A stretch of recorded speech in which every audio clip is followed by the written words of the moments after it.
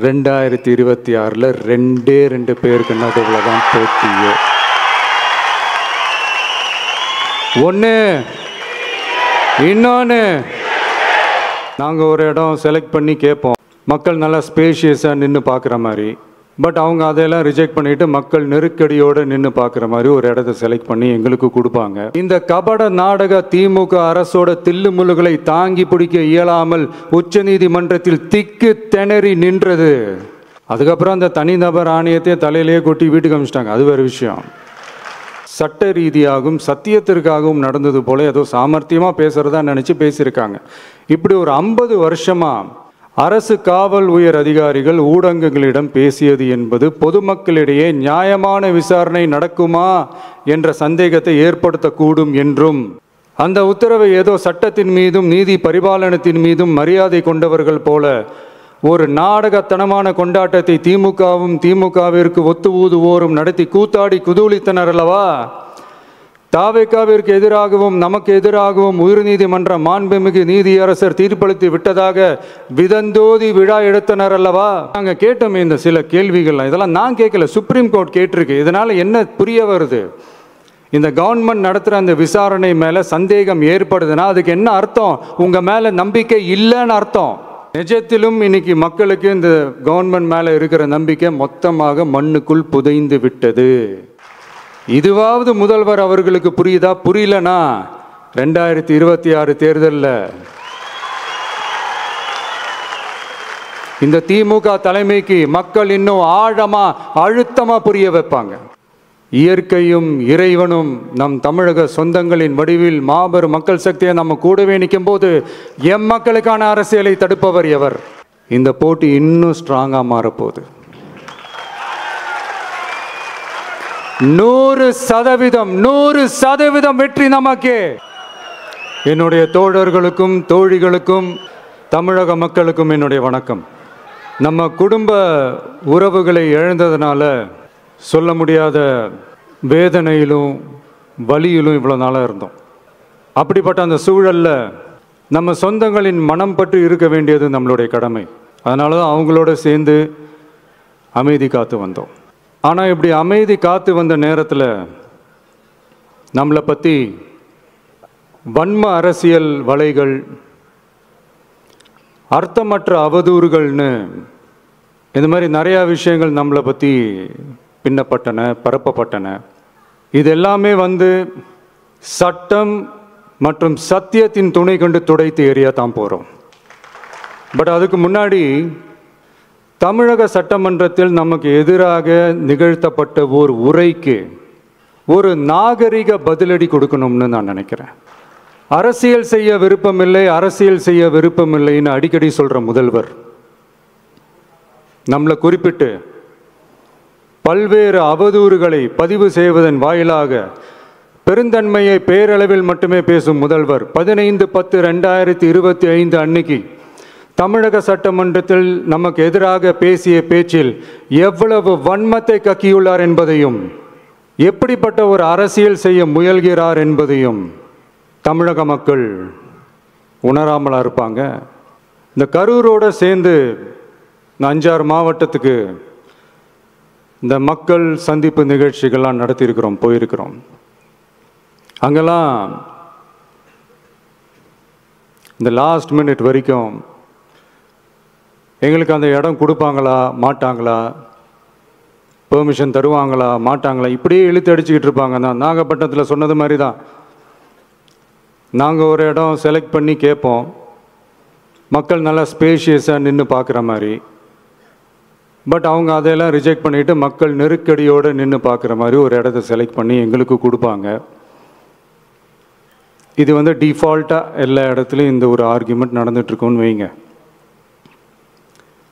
அது மட்டும் இல்லை, இந்தியாவிலேயே எந்த ஒரு அரசியல் கட்சி தலைவருக்கும் கொடுக்கப்படாத கண்டிஷன்ஸ். பஸ்ஸுக்குள்ளேயே இருந்து பார்க்கணும், மேலே கை காட்டக்கூடாது, இப்படிலாம் ஒரு அதீத கட்டுப்பாடுகளை கொடுத்த உடனே எங்கள் சைட்லேருந்து ஒரு அறிக்கையும் வெளியிட்டோம். அது மட்டும் இல்லை, தமிழக வெற்றி கழகம் சார்பாக அனைத்து கட்சிகளுக்கும் சமமாக ஒரு முறையான ஒரு பொது வழிகாட்டு முறைகள், SOPஸ்ன்னு சொல்லுவாங்க, அதையும் வழங்கணும்னு சொல்லி உயர்நீதிமன்றத்தையும் நாடி இருக்கணும். இதுவும் தமிழக மக்கள் உணராமலா இருப்பாங்க. இப்படி ஒரு அரசியல் காழ்ப்புடன் நேர்மை திறனற்று நம்மளை பற்றி குற்றம் சாட்டியுள்ள குறுகிய மனம் கொண்ட முதல்வர் அவர்களுக்கு ஒரு சில கேள்விகள். உச்சநீதிமன்றத்தில், அதாவது 13/10/2025 அன்னைக்கு உச்சநீதிமன்றத்தில் நடந்த அந்த விவாதங்களை வைத்தும் அந்தந்த உத்தரவுகளை வைத்தும் இந்த கேள்விகள். இப்படி பொய் மூட்டைகளாக நம்மளை பற்றி இந்த அவதூறுகளை அவிழ்த்து விட்ட முதல்வர் அவர்களுக்கும் திமுக அரசுக்கும் சார்பாக கோடிகளை கொட்டி அமர்த்தப்பட்ட அறிவார்ந்த வழக்கறிஞர்கள் அவங்க இந்த கபட நாடக திமுக அரசோட தில்லுமுல்லுகளை தாங்கி பிடிக்க இயலாமல் உச்சநீதிமன்றத்தில் திக்கு திணறி நின்றது முதல்வர் அவர்களுக்கு மறந்துவிட்டதா? இந்த கரூர் சம்பவத்துக்கு அப்புறமே அவசரமாக ஒரு தனிநபர் ஆணையம், அந்த தனிநபர் ஆணையத்தை அவமதிக்கிற மாதிரி அரசு உயர் அதிகாரிகள், காவல்துறை உயர் அதிகாரிகள் எல்லாருமே நம்மளை பற்றி ஃபுல்லாக இந்த அவதூறுகள் பரப்பி ஒரு செய்தியாளர்கள் சந்திப்பு அவசரமாக. இதெல்லாம் ஏன் நடக்குது, எதுக்காக நடக்குது அப்படின்னு ஒட்டுமொத்த தமிழக மக்களும் கேள்வி கேட்க ஆரம்பிச்சாங்க. இதுவும் தமிழக முதல்வர் மறந்துட்டாரா? அதுக்கப்புறம் அந்த தனிநபர் ஆணையத்தை தலையிலேயே கொட்டி வீட்டுக்கு அனுப்பிச்சிட்டாங்க. அது வேறு விஷயம்.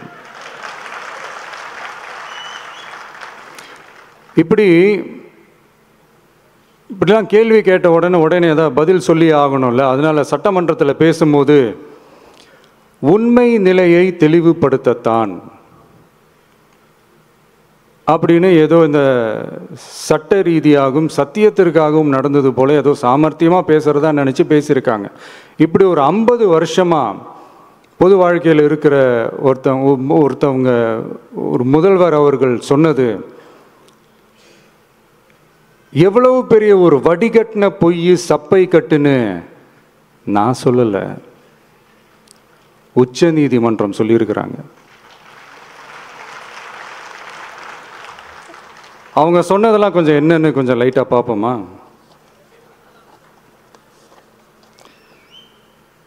The comments which have been made before the media by the top officers of the police department may create doubt in the minds of the citizenry on impartiality and fair investigation.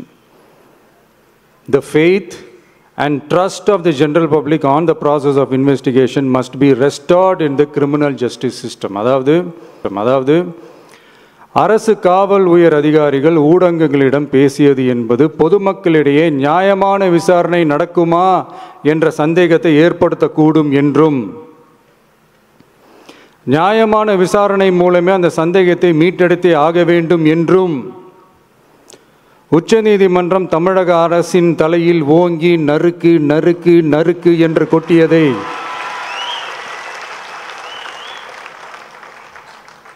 முதல்வர் அவர்கள் மறந்துட்டாரா? மாண்புமை சென்னை உயர்நீதிமன்றத்தின் மாண்புமிகு நீதியரசர் SIT அமைத்து உத்தரவிட்டார் அல்லவா? அந்த உத்தரவை ஏதோ சட்டத்தின் மீதும் நீதி பரிபாலனத்தின் மீதும் மரியாதை கொண்டவர்கள் போல ஒரு நாடகத்தனமான கொண்டாட்டத்தை திமுகவிற்கு ஒத்து ஊதுவோரும் நடத்தி கூத்தாடி குதூளித்தனர் அல்லவா?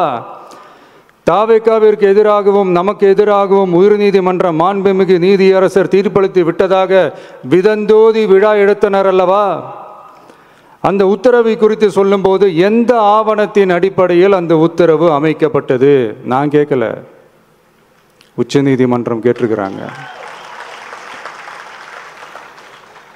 The judgment is completely silent about how learned single judge arrived at such a conclusion and what material was pursued by the court என்று உச்சநீதிமன்றம் உரத்த குரலில் கேள்வி கேட்டது. அப்போதும் கூட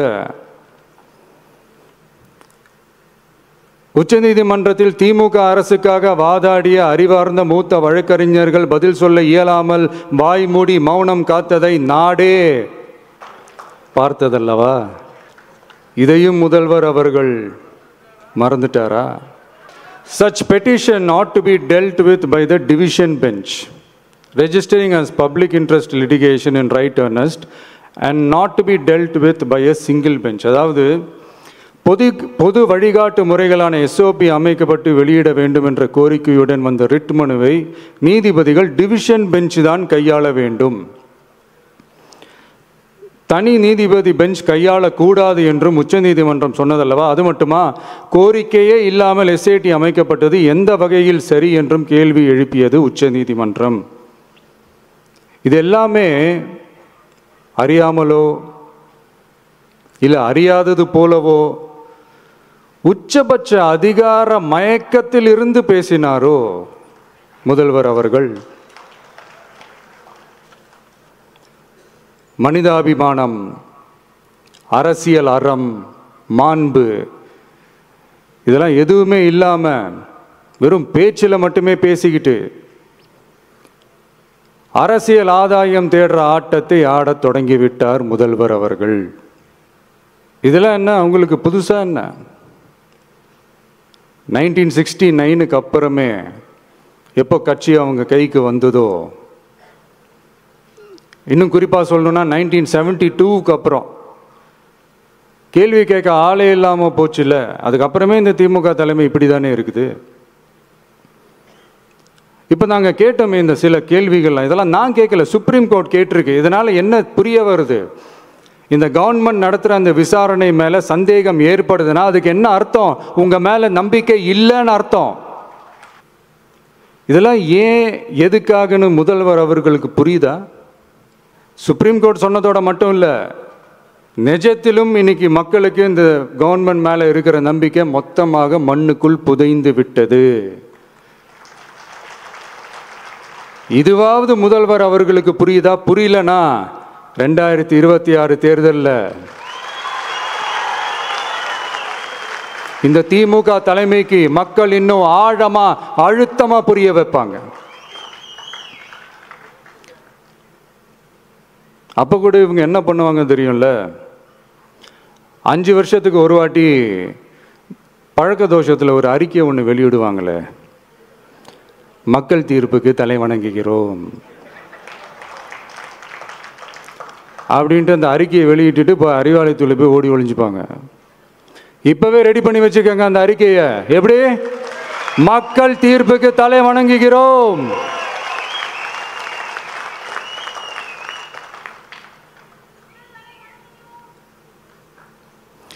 நான் போன பொதுக்குழுவில் சொன்னதை தான் இங்கே நான் திரும்பவும் சொல்கிறேன்.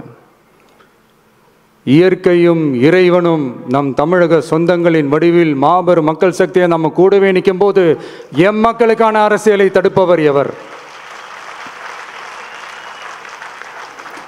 அதனால் தோழர்களே, நமக்கு வந்திருக்கிற இந்த இடையூறு வெறும் டெம்பரவரி மட்டும்தான். எல்லாத்தையும் தகர்த்தெறிவோம், மக்களோட கை கோர்த்து நிற்போம், மக்களோட களத்தில் போய் நிற்போம். நம்ம பயணத்தில் தடம் மாறவே மாட்டோம். இப்பவும் சொல்றேன், 2026ல் 2 பேருக்கு நடுவில் தான் போட்டியே. ஒன்று, இன்னொன்று 100% வெற்றி நமக்கு. வாகை சூடுவோம், வரலாறு படைப்போம், கான்பிடென்ட்டா இருங்க, நல்லதே நடக்கும், வெற்றி நிச்சயம். மீண்டும் சந்திக்கும் வரை நன்றி, வணக்கம்.